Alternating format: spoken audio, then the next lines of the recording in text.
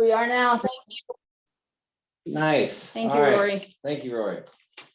All right, moving forward, as soon as we can get some public in here, we'll come back to the public comments. If we can go straight into presentations, Mr. Blunt has a couple. Yes, and I know Christine's got her handful right That's now. right. I can pull it up. Oh, I'm sorry. ready for it. Nope. She's got this one loaded in, and then I'm gonna do something with the next one. Gotcha. From my screen. All right, so everybody stand by for a second.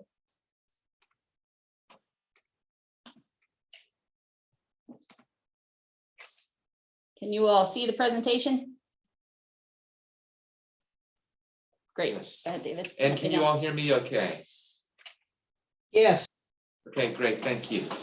We just wanted to give you all a little quick update tonight on the TJPDC's application for a VADI broadband grant for the current fiscal year. Next slide, please. Yep. Sorry. No, you're good. So I know you're aware, we've talked to you a couple of times in the past, I think, about TJPDC being the lead applicant with CVEC and Firefly Broadband for VADI application. We hit the submit button on September the 14th. The DHCD folks, within a couple of days, were able to tell everyone that there were a total of 57 applications representing 84 localities across the state. The total grant request was just under $1 billion at $943 million. We're expecting that between state general funds of about $50 million and a little over $700 million in ARPA funding, that there's going to be $750 million available for funding those requests. In all the applications proposed, over 300,000 passings for service. And what I think is a really good, I guess, indication of localities and others having some skin in the game and stepping up to the plate is that there's total matching funds of about $1.1 billion.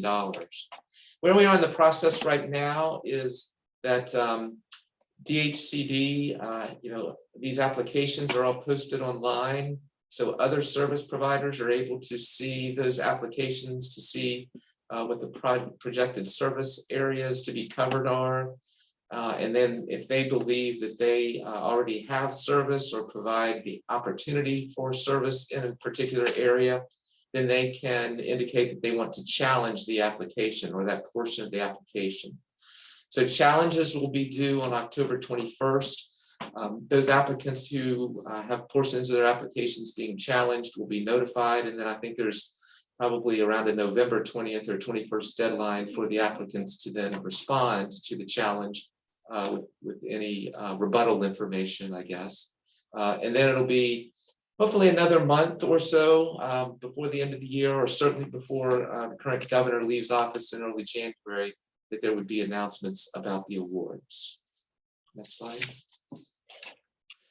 So a little bit about the project in particular. It's called the RISE project, Regional Internet Service Expansion. I think since we talked about this last time, we've actually picked up another locality just in some discussions that Firefly was having with some of the other localities. There was just a small piece of Campbell County in which there was some coverage opportunity. So Campbell County is now part of the group of 13.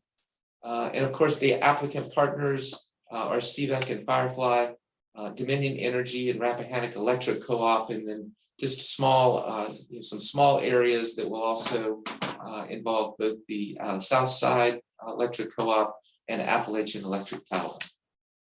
Next slide, please. Mm-hmm. So just a little bit more specifics about RISE.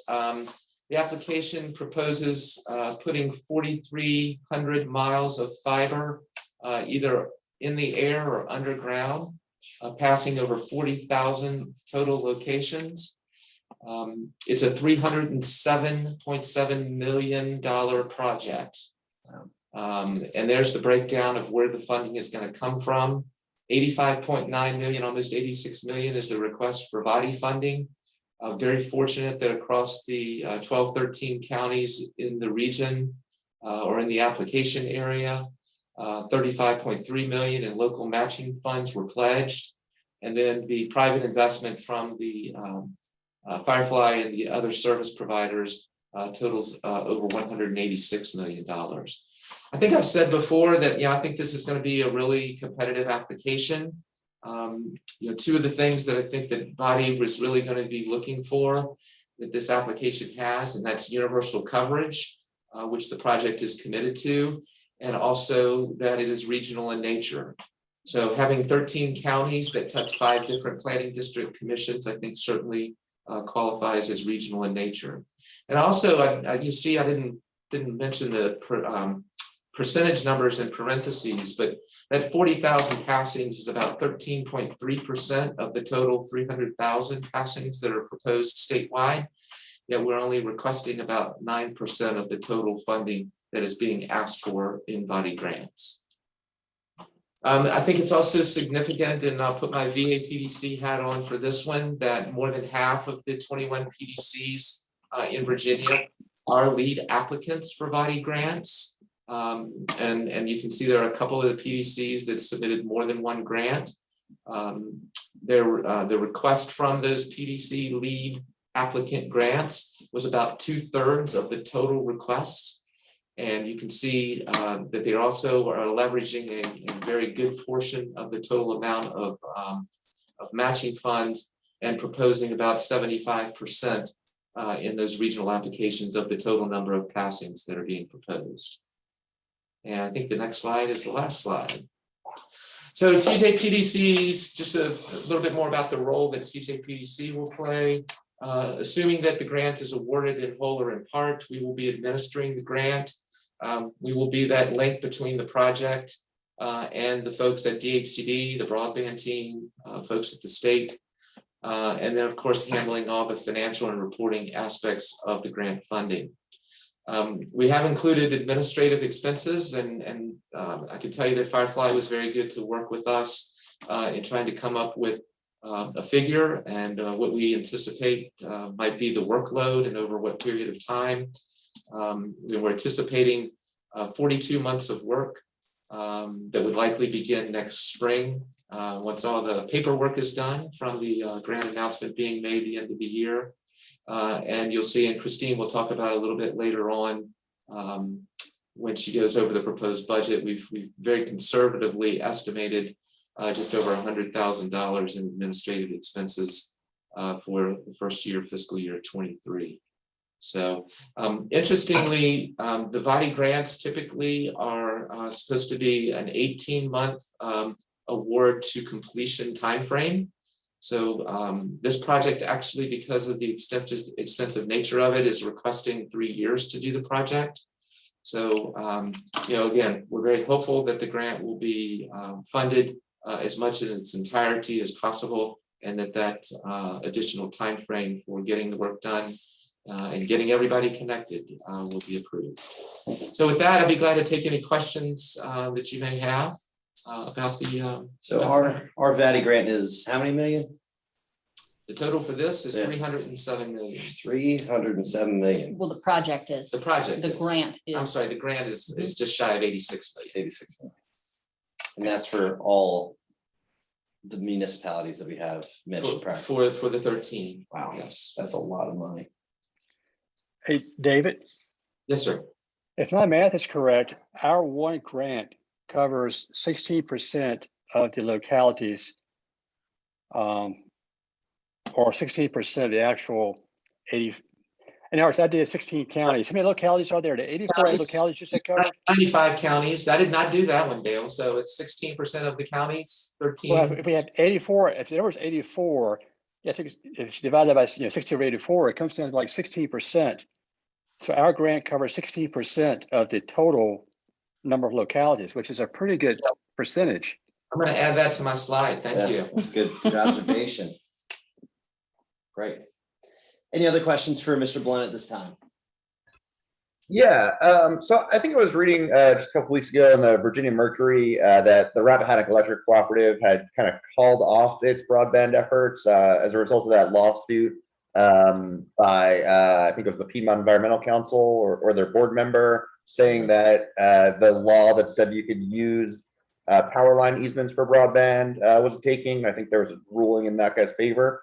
How does that affect this? Or are we assuming that it's going to kind of resolve itself before the grant will be awarded? Yeah, we had talked about that with the Firefly team before the grant was submitted, and certainly they're aware of it and are monitoring the situation, and that was the stance that they said they would continue to take, is that they would continue to monitor, but for now, would be moving forward with the application process. Okay, cool. Thanks. Any other questions? Okay. Hearing none. Just to resolve an item, do we have members of the public at this time? We do. All right, great. We now have public here, so we're going to go ahead and take care of matters from the public real quick. Is there anybody here present that wishes to speak? You got 2 minutes. Any hands raised? Go in the chat or just start talking. I am not seeing anyone. Christine, anybody else seeing anybody who wishes to speak? I don't see hands up. Great. I close the public hearing for Comment. comments from the public. Excuse me. All right, moving on to redistricting. Mr. Blunt. All right, I am now attempting to share my screen. We believe in you. Ta-da! Nice. All right, I'm going to zoom into some of these areas, so don't worry about not being able to see at this point. Yeah, there's no reason to see that. So just a little bit about the redistricting process that's going on at the state level, which we were talking a little bit before the meeting got started, has been pretty hot lately. The commission that was established pursuant to the constitutional amendment that was approved last November has been meeting pretty heavily here in recent weeks. They face a deadline of early next week to submit the state Senate and House of Delegate lines map proposal to the General Assembly. They had like 4 or 5 meetings last week. This has been public hearing week. There have been 2 hearings each day so far this week. And then there will be a meeting the commission tomorrow and perhaps Saturday as well to try to come up with a House map and a Senate map to submit to the General Assembly. They're not very unanimous right now, let's say that. And I don't know that they're going to get to the point where they're going to be able to approve anything, or if they're just going to continue to remain divided along party lines. But they're trying to do their due diligence. They're using the criteria that's been laid out in the law for them to use. They're also using some criteria that they developed as a commission. One of which is kind of paramount to try to the extent possible to not divide political subdivisions. They're using a 2% deviation of population, crafting the districts from what they have determined to be an ideal population for each of the districts, but are allowing themselves to go up to 5% deviation. Wow. All right, so some of the specifics, and let me see which map I'm on. I'm on A7. So what I'm going to do is right now, through the public comments period and sessions that they've had this week, they've had a couple of maps out there that are kind of the commission's maps in both the House and the Senate cases. One's a Democrat map, one's a Republican map. There's also some other maps if you go to the General Assembly website. There's some other maps that have been submitted by individuals that are posted there too, but I'm going to just really quickly take a look at the ones dealing with our area that are kind of what I'm going to say the official maps for right now. This is one map from the House of Delegates. You can see there District 74. That's where Greene County is under this map, with Northern Albemarle and Orange County.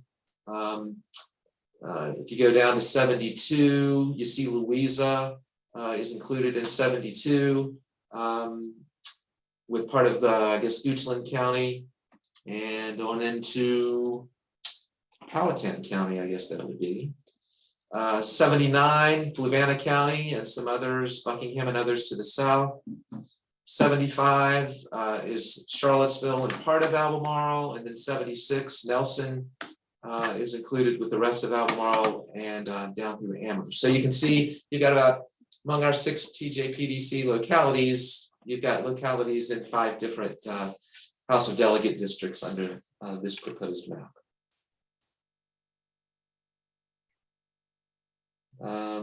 All right.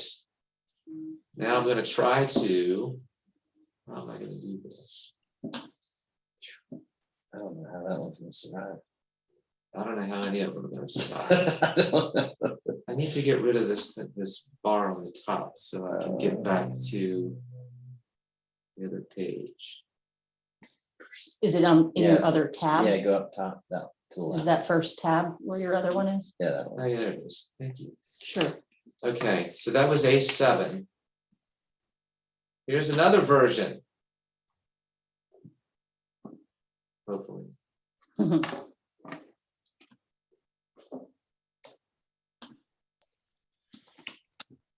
That one didn't load right. Did you want to open it instead of download it? I thought it was downloading. Okay. And then now it's not sharing my screen.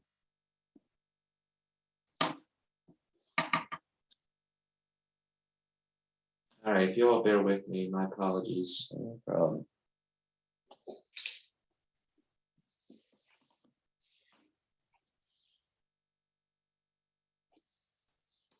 While we have that quick pause, if you are the last 4 digits of a phone number 3945, can you identify yourselves? We want to see if it's a one of the commissioners.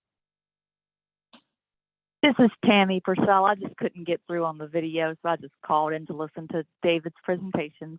Thank you, Tammy. I apologize that there was an error apparently in the link attached to the agenda. So thank you for calling. No worries. Okay, I think we're back up and running here. We don't really do roll call.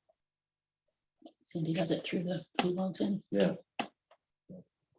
That would change throughout the meeting. That Mhm. would change, yeah. Responding to Ms. Price, you had a comment about roll call. Are you talking about to identify who is here at any given time? Typically what we do, oh, sorry. Well, we didn't do it at the beginning because we didn't quite yet have a quorum, but we probably should have done a roll call once we had everybody in here. Sure. That would be my comment. Got it. Gotcha. Thank you, Supervisor Price. Yeah, we can do that whenever you want.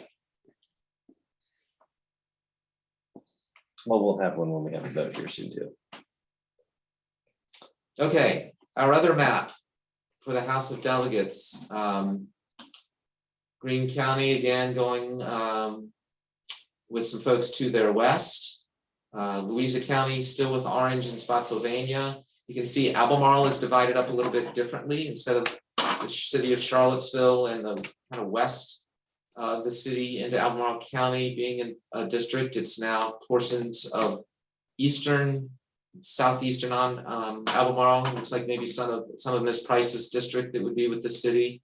And then the rest of Albemarle actually extending over into eastern Augusta for that district. Fluvanna, again, with folks to the south, but also with Nelson as well. So looks like that one is where they're divided up into 4. Our 6 localities are divided into 4.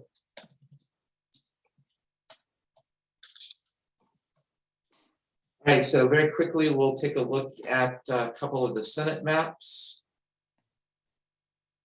I'm gonna go A5.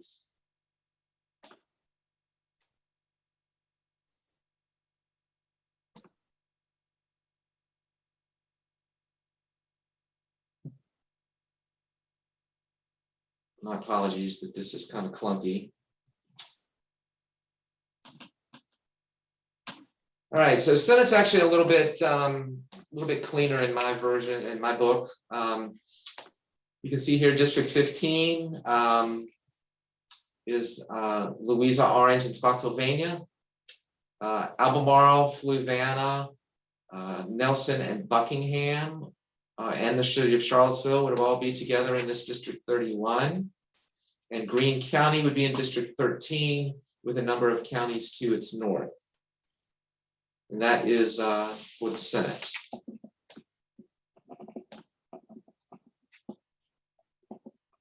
And then the second Senate map.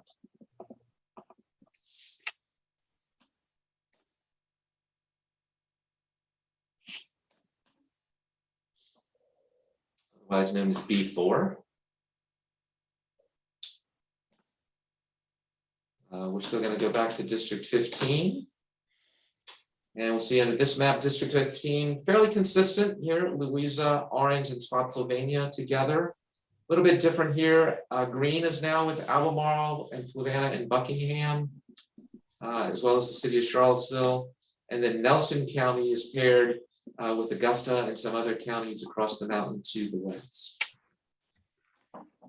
So I guess, yeah, the message at this point is the maps are kind of all over the place. We've heard that saying before, the data is all over the place. Again, I don't know where this is going to end up, given the nature of the work that we've seen so far and the commission being philosophically divided on where some of these lines would be drawn. You know, they start making changes in one part of the state, then it squeezes that balloon and it starts, you know, effectuating changes in the other parts of the state as well. But again, they're charged with having maps to the General Assembly by October 10th.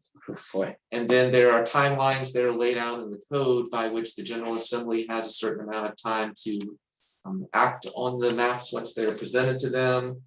If they don't act to approve them, you know, then they may go back to the commission. The commission could propose again. I think this might all end up in the courts anyway. Yep. And there are no timelines on the court in terms of when they would have to make decisions as well. So once the redistricting commission does its final work and presents whatever it's going to present to the legislature early next week, then they're going to dive in pretty heavily, I think, to the congressional districts, because they have about 2 weeks then before they have to submit a map for the congressional districts to the General Assembly. And so you may see the same kind of disagreements going on with that as well.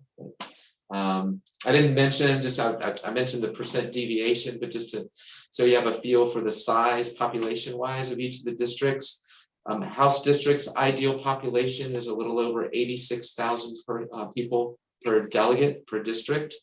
And for the Senate, it's a little over 215,000 people per Senate district. Yeah, I'll tell you, you know, we work with 11 legislators in our region right now. You know, you look at that map that's on the screen there right now in the Senate district with Greene and Albemarle and Fluvanna. There's no one of our incumbents that we have in that district. Senator Hagler represents Greene. He would be over in Augusta County. Of course, Senator Deeds is from over in Bath County. Senator Reeves, you know, lives over in Spotsylvania, but represents, you know, Louisa and part of Albemarle County now. So I think that's going to be the most, you know, one of the most interesting things to look at too, is when the maps are presented is, you know, where incumbents, you know, they've talked about where incumbents are grouped together, but where are there not incumbents? So it's going to be interesting to see. So be glad to take any questions, and I'll be continuing to monitor this as we move forward in the coming weeks, and you know, provide you some updates when maybe there's a little bit more solid information to be had. Any questions for Mr. Blunt at this time? Comments? Obviously, I think I suspect this will obviously be a court decision. Do you how about the congressional maps? Have they begun that yet? They're, you know, they've done some, you know, preliminary work on it, but they'll really jump into that next week. Yeah. That won't, you know, that's not going to be as heavy a lift. I bet you they'll actually get that one done. Yeah, but they'll have about 2 weeks to be able to do that. Great. Okay. Excellent. Moving forward, I know Ms. Price, you had mentioned doing a roll call. Can we do that with the vote on the consent agenda? And I mean, I don't see any reason, because that will also give us an idea of who's here and present. I'm not sure if, obviously in COVID times, how we should do it. Any comments are great. What do you think? I'm okay if the roll call is also this first vote. So Yeah. we're not calling the names back to back, but I'll pay Yeah. attention to make sure we've got everybody. Perfect. All right, moving forward into action items, we have the minutes of the meeting and minutes of the September 21st and 3rd. If we could, let's go on ahead and vote on both of those. Is there a motion to approve the minutes of the 3rd and the 21st as presented? So moved. We have a motion from Second. Herring. We need a second. I second. Second from Andrea. Yes. Moving on into a vote. Sandy? Counselor Payne, Yes. Mr. Stolzenberg, Hi. Mr. Galloway, Ned will not be here this evening. had to do it for roll call though. Supervisor Price, Aye. all right, Supervisor O'Brien, Aye. Mr. Smith, Aye. Miss Wilkinson, Aye. Mr. Barlow. Yes. I'm so sorry, Supervisor Barlow. Miss Bishop, I believe, believe Miss Bishop is also not here. All right, Supervisor Herring Aye. and Supervisor Rutherford Aye. and Supervisor Bobbiak. How's your internet tonight? I think he was calling in. Yeah, he's put his thumb up for an All right, eye. he did the His thumbs sound is up. not working. That's fine. Moving on into the financial reports. Okay. Financial report, our net quick assets have increased again to 886,917. Based upon a 12-month spending that's, or average, excuse me, that's 8.9 months of available operating funds. As was decided by the commission, we want to have at least 5 months of operating expenses on hand, which leaves the capital reserve account now at 388,709. Our unrestricted cash on hand is down to 2.96 months, which we continue to monitor. It has not yet dropped below the 2-month warning phase, or what we're really like looking at, but our average, we're still trying to shoot for that 4 months. Revenue less expenses, we had another really strong month. August was a net gain of 7,223. It's important to keep in mind that we're down 3 full-time positions right now. So that may be part of our gain, is that our expenses have not been as high as we're budgeted. But it does give us a fiscal year to date net gain of 18,067. So we're in really good shape already this fiscal year. Our total income in August was just shy of 156,000. We're 17% through our year, and we've received 13.4% of our revenue. Likewise, we have expended 14% of our operating expenses. So we are just shy of where we should be, both in receipt and in spending. Our liabilities have increased significantly, but that's mostly due to deferred revenue and the way that we have changed our invoicing and receiving long-term grants and projects, invoicing at the beginning of quarters. So we have funding on hand to be able to draw down from, so our deferred revenue is higher. And then as far as accrued revenues, the accrued revenue report is in your packet. As of the end of August, we have more than enough to get us through the fiscal year. For the remaining 10 months, we have 101,000 available each month. And our average 12-month spending is 99,642. So at that spend down rate, we are still in good shape through the end of the year. That's all I have. If you have questions, happy to take them. Otherwise, I'd recommend approval of the financials for August. Do we have any questions for our director? May I just make a comment that this is a real good list of what we actually have in hand, signed contract, as opposed to the next page, which includes some maybe income when we get into the projected budget part of it. Is that right, Christine? Yes. So as something actually gets in hand, then it gets added to the accrued revenue report. Perfect.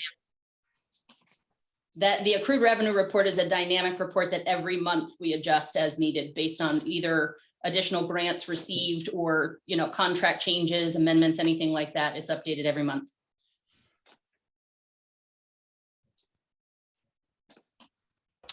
Mr. Chairman, I'd like to make a motion, we adopt. All right, we have a motion to approve. We need a second. Second. Second from Mr. Herring. All right, any discussion? Hearing none, moving on to the vote. Ms. Shackelford? Counselor Payne, Yes. Mr. Stolzenberg, Aye. Supervisor Price, Aye. Supervisor O'Brien, Aye. Mr. Smith, Aye. Ms. Wilkinson, Aye. Supervisor Barlow, Yes. Supervisor Herring, Aye. Supervisor Rutherford, Aye. and Supervisor Babiak. That's what I had. Yeah, it's Okay. not his fault. We're trying to get him to see Mhm. if we can get him a different code. Good enough. I got you, Supervisor Babiak. I just had to find your square. Thank you. Perfect. All right. Thank you guys so much. Let the record reflect. It was unanimous. Moving into resolutions, consideration of FY 23 projected budget and local revenues Okay. and FY 23 projected budget resolution. Good. Give me 1 second to share my Not a problem. screen. This is very small print, but you guys were sent this in advance, so feel free to zoom in on your screen, or if we sent you a paper copy, you should have this. So for our budget for FY 23, as you all know, we bring this to before you in the fall. That's particularly because we need to make our local funding requests. Both Charlottesville and Albemarle have their funding requests due in October, so we bring this projected budget before you in September or October in order to set that per capita rate and what the local funding requests will be. The projected budget is balanced as it needs to be, with assumptions of both known revenue sources and expenses, but also in expected or anticipated revenue sources and expenses. We do not anticipate an increase in the per capita rate. However, we do anticipate including a local contribution to help support the regional housing partnership, which we've talked to you guys about in previous meetings. It does have an average increase for staff salaries. However, staff will be doing a little bit of a deeper dive into our compensation and bringing before you all some recommendations for looking at how competitive our compensation is so that we can continue to recruit and retain high quality staff here working on our programs. The official budget will likely change since these are anticipated, but the projections show revenues of $3,600,000 and matching revenues of $3 million, just over $3,600,000 as well. I am happy to take questions. I will say one thing that I did not put in my notes because it hadn't been received yet, but since this was sent to you, has been received, we will, and the audit is not fully complete, but a draft has been sent to us. We do anticipate a significant drop in our indirect cost rate. It was 66% for FY 22. We anticipate that to go down almost to 55% for FY 23. That was an anticipated drop because of the significantly reduced administrative expenses we had with having a full-time administrative position not filled for seven months. And so our expenses were lower there. That is something we can recover immediately the next year, as long as we fill these positions and continue to continue to spend administratively as we expect. All right. All right, great. This is an action item. Do we have any questions for our director? Any comments? Nothing? At this time, I'm looking for a motion to approve the projected budget resolution as presented. So moved. We have a motion. Get that? I believe that's here. Dale, need a second? I'll do that for you, Mr. Chairman. Mr. Smith, is there any discussion? Hearing and seeing none, moving on into a vote. Sandy? sorry, I thought Mr. Smith had made the motion. Who made the motion? I did, Sandy, I'm sorry. Thank you. Counselor Payne, Yes. Mr. Stolzenberg, Aye. Supervisor Price, Aye. Supervisor O'Brien, Aye. Mr. Smith, Aye. Ms. Wilkinson, Aye. Supervisor Barlow, Yes. Supervisor Herring, Aye. Supervisor Rutherford, Aye. and Supervisor Babiak. See if he did a thumbs up for us today. Oh, I can't. Thank you, Mr. Babiak. Great. Thank you guys for passing that resolution. Moving over to the next resolution for adopting the Thomas Jefferson Solid Waste Planning Unit. I can do this. Christine? Yep. So the 21 to 26 solid waste management plan includes a description of existing and projected solid waste needs and facilities, as well as a plan for managing solid waste generated by residential, industrial, and commercial activities. The planning unit includes the counties of Albemarle, Greene, and Fluvanna, as well as the City of Charlottesville and the towns of Scottsville and Standardsville.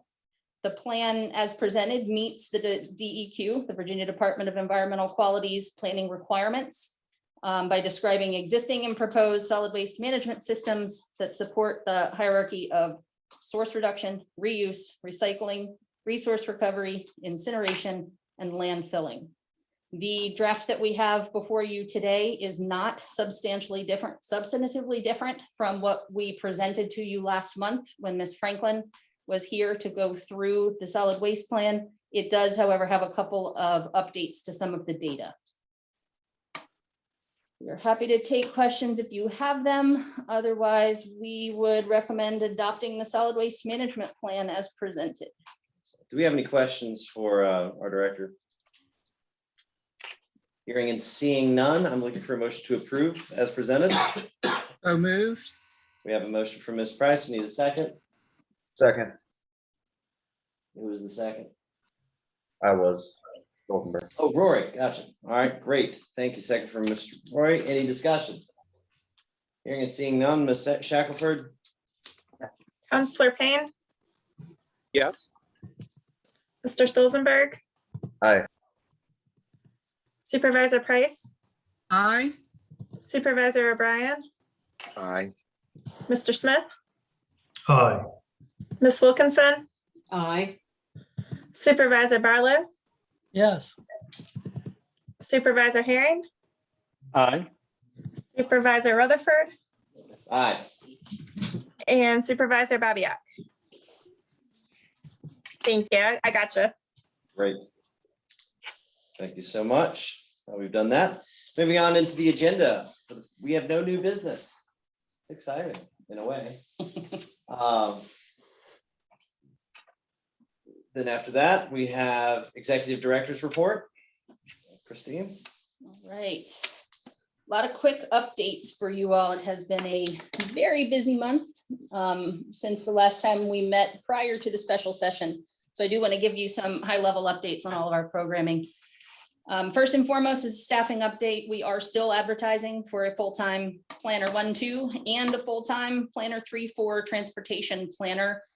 We've had several interviews. We're continuing to look to make sure it's the right fit with the right qualifications. And so stay tuned. We are still hoping to fill those as quickly as possible. Legislative update. As you all know, staff have been making draft revisions to the regional program. Staff is also working with several localities on legislative initiatives for introduction to the General Assembly. There will be a short legislative report previewing the 22 legislation session at your December meeting.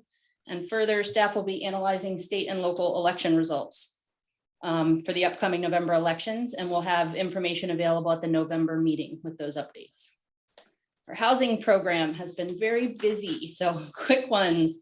We are holding a fall winter webinar series. There will be 4 different sessions. The first session is particularly relevant because it is a regional housing roundtable, and panelists include Dr. Pethia from Albemarle, Deputy City Manager Sam Sanders from Charlottesville, Douglas Miles from Fluvanna, and Jim Friedel from Greene County. So there is a link in your packet if you all are interested in registering for that webinar. There's also links for the upcoming 3 series after that. So we welcome you guys to join that and participate. Second housing update is the Regional Housing Partnership was selected to have a panel session at the Virginia Governor's Housing Conference, which we are very excited about. The Regional Housing Partnership Chair, Keith Smith, and the Regional Housing Partnership Vice Chair, Ned Galloway, will go and serve on that panel on behalf of the TJPDC and the Regional Housing Partnership. So we're very excited for that as well. I'll probably ask Mr. Smith and or Mr. Galloway to report back on that once we return from that conference.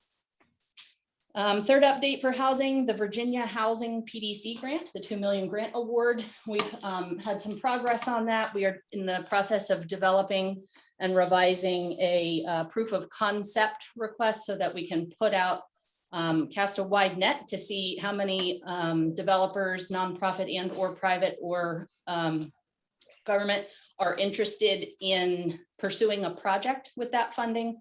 We'll use that proof of concept to then identify who is eligible and send out applications for that funding. We will keep you all posted on that process, but we're hoping to move that along as quickly as we can.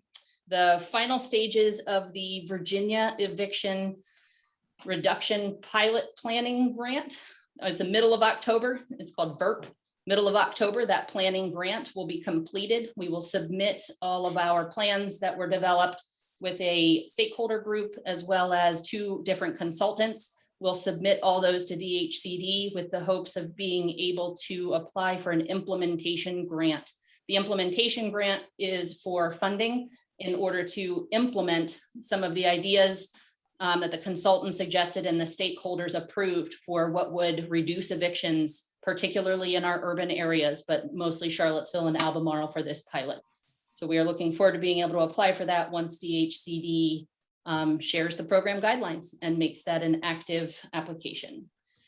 Fifth one is our home and HPG program. So the Housing Preservation Grant for the rural and the home program for all of our jurisdictions. The CAPER was submitted in September 27th. So that has been submitted. We're in good shape. And then staff has been attending a series of home ARP webinars so that we can learn more about the new ARP funding that is going to be awarded to this region. As soon as we are through with the trainings, we'll begin to stand up that program so we can figure out how to get that money out into the community as efficiently as possible. And then finally, we were notified that we received the Housing Preservation Grant Award for federal fiscal year 21. It is a little bit higher than we've received in the past, and it looks like they've made a couple changes to the program. So what used to be 2-year awards are now 1-year awards. So we've previously operated where we had a 2-year grant and every year they overlapped with one another. We would spend down one and start spending the other. It looks like they're making some changes that it is 1 year beginning to end and that they won't overlap, which is great for administrative. It's a little bit harder for the subrecipients to plan for that money in such a short period of time. For environmental programming, Rivanna River Basin Commission had their conference on September 24th. It was a really informative presentation by Alliance for the Bay and Virginia DEQ on local government guide to Chesapeake Bay. Also for our environmental program, the 2022 Watershed Improvement Program, the WIP scope was submitted to DEQ at the end of September. Once we hear back on that scope, that'll be another presentation that we bring forward to you all to look at the work plan for FY22. We'll pause. Transportation. Transportation has also had transportation and transit planning has had a very busy month. So staff submitted 2 TAP applications, the Transportation Alternative Program on behalf of Nelson County. Those have been submitted. We're very excited that those did get in by the October 1st deadline. Secondly, we have issued an RFP for our rideshare program, as you all approved earlier in the spring, to contract with a consultant to do some marketing work and to update our outreach and marketing on rideshare, especially with the changes in how people are sharing rides. And then this month is Try Transit Month. So there's a partnership between all of the transit providers, CAT, Jaunt, UTS, and Rideshare.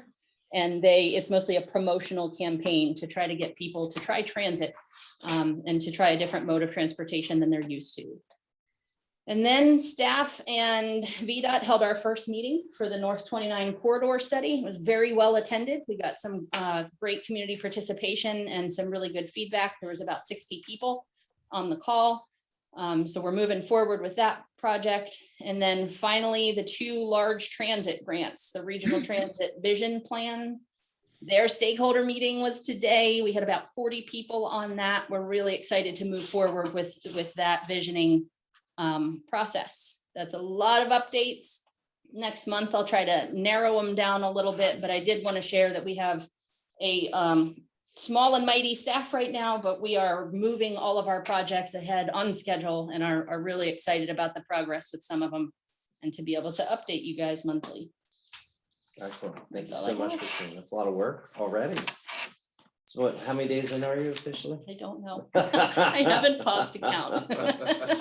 Thank you so much for the hard work you're doing. And we do look forward to the conversation of how we can attract and retain staff. I think that is an important conversation. And as someone in the world of civil engineering and often competing many of the firms with our staff, I think it's important that we let our staff know that we're looking out for them, and that's going to be a concern. Hopefully, something we talk about in the budget. Yep. So. And I can share that our colleagues, other planning districts around the state are also having a real challenge right now. The applicant pool is small and we're looking for very technical skills. So we're working on it. Yep. Industry-wide. Excellent. Well, thank you so much. Moving into the roundtable discussion. Look at this, guys. Brevity, my middle name. Let's go on ahead and get started. I'm going to try to go off of this by county. Let's go with Greene County. Andrea.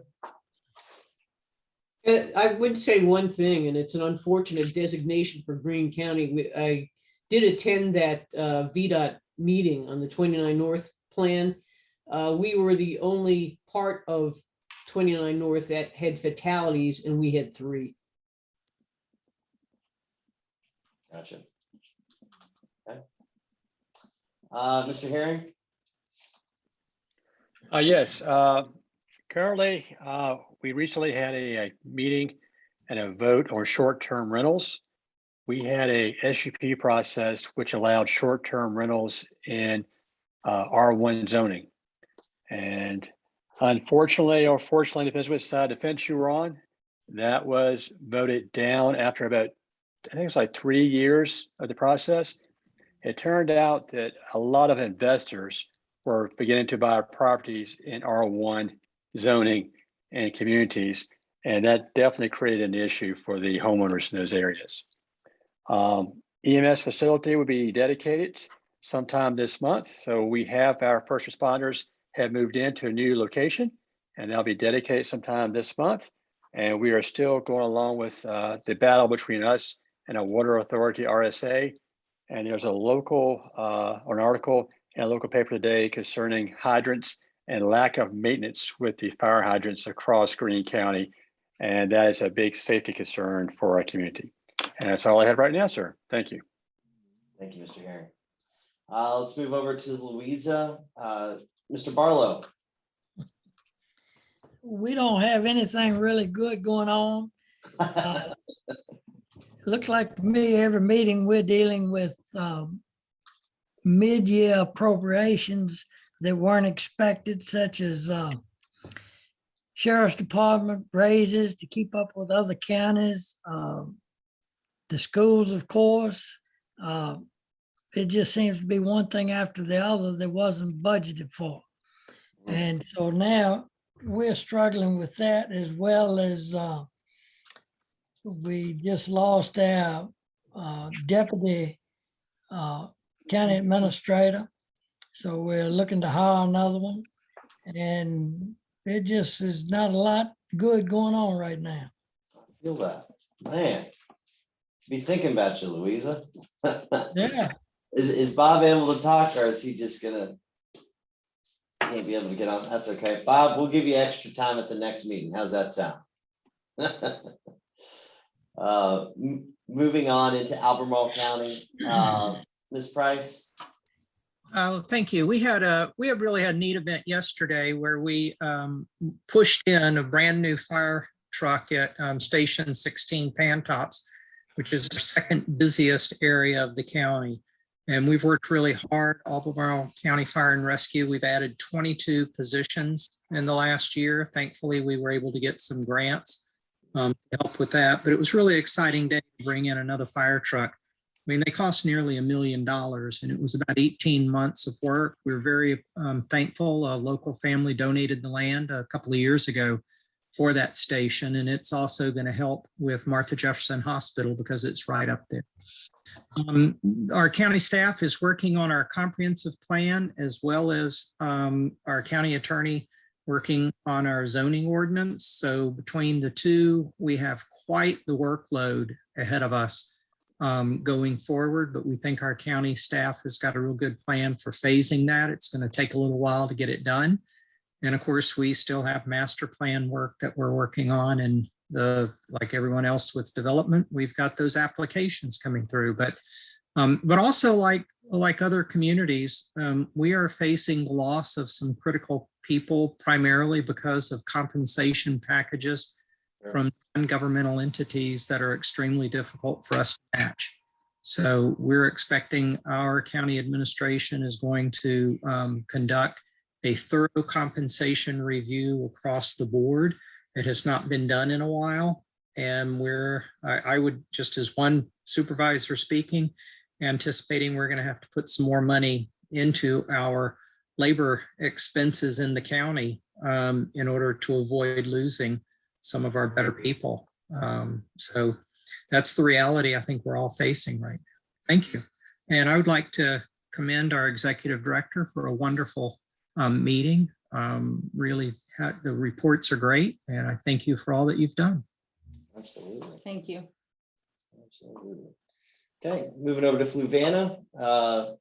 Mr. O'Brien. Mr. Rutherford, good to see you feeling better.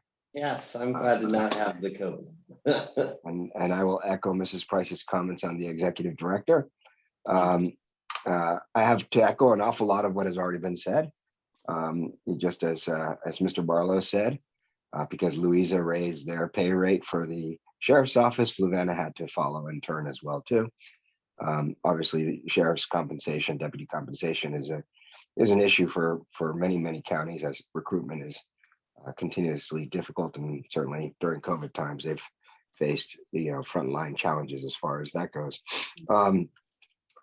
So I would almost suggest that maybe the TJPDC consider doing a regional study of compensation pay, because Fluvanna is certainly looking at the same thing and considering what it needs to do in terms of retaining and attracting talent for the county administration staff. I think finally in the next few weeks, we will finally have water flowing to Zion's Crossroads from the women's prison. That is a small milestone in one respect, in that it's part of a major plan, but considering that it's been something that's been in the works for almost 20-30 years, it is good to finally see that come to fruition. And then we've been trying to get a burn building up and running for our fire rescue squads as well to practice. We applied for a grant there. We were denied that grant, in part because our land costs in terms of the site development was a little higher than it should be. So we're looking at what we can do to fix that and get that burn building in place so that we have well-trained firefighters. And I think that's pretty much it. I guess the other notable point, I mean, we've been in the news a little bit because of some kerfuffles in the high school area, but I think in talking to folks, it seems like kids are both happy to be back in school, but also restless and maybe forgot some of their better manners, if you would. So I think our school administration is struggling with some of those challenges as well too. But yeah, I think as every county is facing the same thing that employers are facing, which is how do we attract talent, how do we recruit, and how do we grow and maintain quality and excellence in our staff. Thank you, Mr. O'Brien. Mr. Smith. I believe I don't have too much to add to that. That's an awesome thing, other than thank you for the staff, particularly Ian. As you can tell by the report from Christine, the housing component is a pretty heavy lift, and he's doing an outstanding job. I dropped into the feed the registration for the Zoom event on the 21st. Please come. This is probably going to be probably the best of them all. This is going to be some great information, so please join in. And I'm honored and excited about going with Ned to the Virginia Governor's Housing Conference, and looking forward to report in. Everybody's talking about recruitment and retention. It's that way in the private sector as it is in your side of the table. So this is just where we are in the world today. Fortunately, frankly, I'd rather have that than a lot of unemployment from my perspective. But anyway, that's all I have, Mr. Chairman. Just great to see everybody. Can't wait to get back in person, to be honest with you. Yeah. All right. Moving over to the city. We have Mr. Payne, if I'm not mistaken.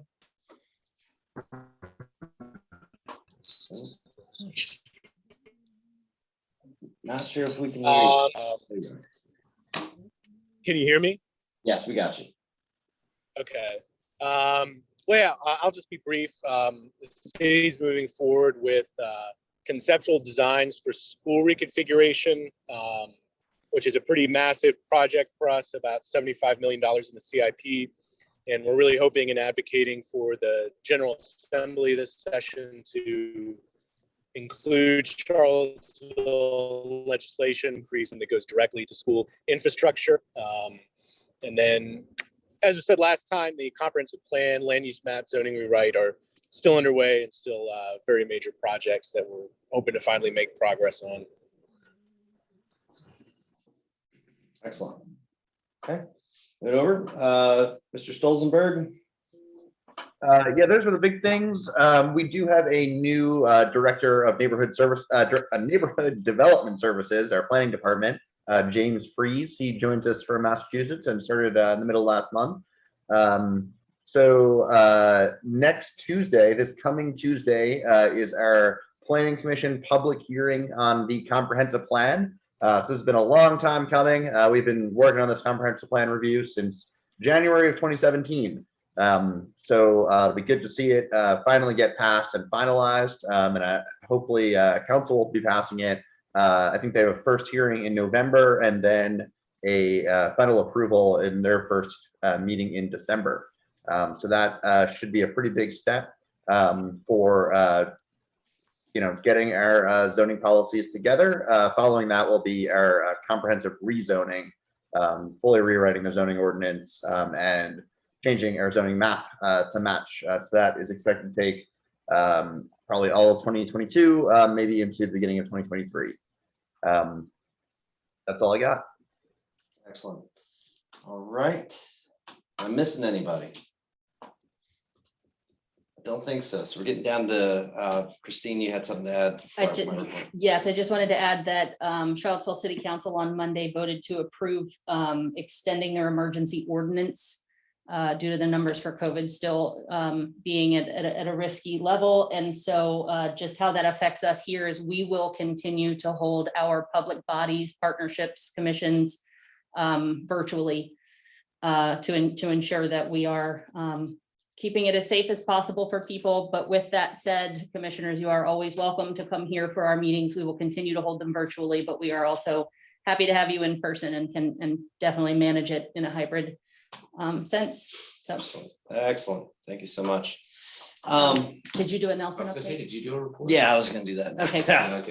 Okay. Well, guys, Thank you, Keith. Nelson County, we're still excited to have pioneered the way of the internet, as we like to say. We are the founding fathers, I think, at best. Not just kidding. we have some great movement with internet. I think we're getting some pretty high double-digit percentages of coverage with fiber internet. I can't tell you how many lives have been changed. I mean, it truly is an exciting endeavor. Moving over into other concepts, we have some very major conversations about potentially doing a rec facility in Nelson County. We're starting to move forward with some studies, a business park or some residential business park hybrid concept, of course, with Livingston. I'm excited to announce Livingston is getting its first brewery here soon after our vote on Tuesday. So we will be getting our first brewery in there. That's big news. And beyond that, guys, we got an election coming up, and I know some of y'all are up for election, so I'm going to bid you Godspeed and your localities. Obviously, it's always a sensitive time and feathers get fluffy, but at the same time, it's part of the process, and I hope to see many of you. And of course, I look forward to the success in your counties in these re-elections, and we'll potentially have some new faces coming in the future. At this time, I have nothing else to add other than I am absolutely looking forward to meeting with us as a board. And I will say, I've already committed with Christine, just for myself, we're all going to have some kind of a cocktail meet and greet as soon as these flags are up and the masks are off, and have a great time. I hope this spring, rooting for it. So appreciate you all. Is there any other comments, new business, future business that we need to add at this time? Mr. Chairman, does Ernie have anything to add today? Did we miss Ernie, anything? do you have any opinions? Not about I baseball, have many Ernie. opinions, but not much to share. It's great to see everything that's going on. Congratulations, Christine. Sandy, it's good to see you again. Those of you that I know and those of you that I don't, I'm looking forward to getting together with both of you, all of you, when we can. And I'm looking forward to getting some quality people at TJPDC so that y'all can continue the great work you're doing. And I just really wanted to let you know I was paying attention. That's it. Good job, Ernie. Having known Ernie for some 35 plus years, it's always good to see your face, Ernie. Hey, Tony, I wish I could see yours. I would echo that. It's great to Well, see you. I'm covered in grease right now, so I don't know that you want to. Awesome. All right. Thank you guys so much. Anything else everybody needs to add? Hearing none, I will go on ahead and suggest that we get a motion to adjourn this meeting to November. What is our date in November? So made. November 4th. That will be 2 days after the election. Oh boy, that's gonna be fun. Yes. Godspeed to those who have opponents. Absolutely. Godspeed. Good luck. Ernie can attest to how challenging it is for me, right, Ernie? Yeah, well, Godspeed to those who have opponents. That's the nicest thing you've ever said to me. That's right. I'll take it. Good luck. Good luck. Guys, we have a motion from Tony. We need a second. I'll second it. Second from Keith. All in favor, say aye. Aye. Unanimous consent. Y'all have a great evening. I can't believe I'm saying this, but go Red Sox. I can't believe I literally just said that. Yeah. Good night, Good night, y'all. everyone. Good night, everybody. From Thank a you, guys. Yankee fan, yeah. Yeah, from a Mets fan. It was a Mets fan. Oh, okay. Let's gotcha. get it straight.